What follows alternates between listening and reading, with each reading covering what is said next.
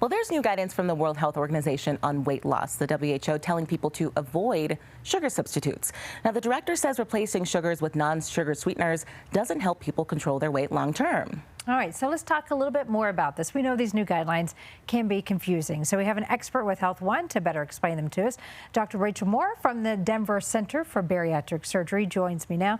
So, Dr. Moore, what does this mean? Kind of walk us through that sugar substitute example. Sure. So these guidelines were developed specifically talking about weight loss, and so there's a carve out for diabetics that needs sugar substitutes. But when we're talking about somebody that's not a diabetic, basically the message is neither sugar nor artificial sweeteners are good for you. So if you were talking with somebody that was coming to you and said, I really need some help, I'm trying to lose a little bit of weight or just take better care of my body, really, how do they tackle that if they're just heading to the grocery store? Reading labels, and Americans take in way too much sugar.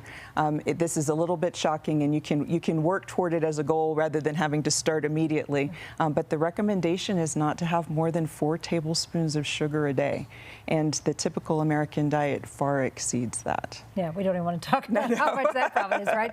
I'll throw us all into a surprise. You know, and I think that's so surprising. When you read those labels, you don't realize everything has added sugar in it. It's really difficult.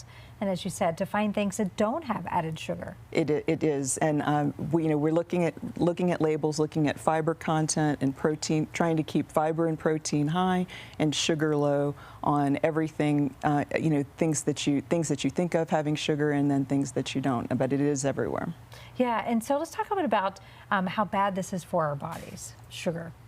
So if you imagine yourself in a restaurant where you've got the colored packets, and the white is the sugar, and the pink and the blue, and basically what this World Health Organization publication says is that the things in those packets, those artificial sweeteners, are not benign. In the past they were like, well, this is a sweet thing that's not going to hurt you, and we know sugar does, and so do this instead. And they've been associated with increasing your blood sugar, even though they are not sugar themselves, and the frequent substitution, the stevia that people often turn to because it's natural, has been shown to increase insulin as well. And so really we should just not add anything sweet. Yeah, get back to the basics, right? Just eat fruit and food in its wholeness. Water, coffee, and tea are all okay.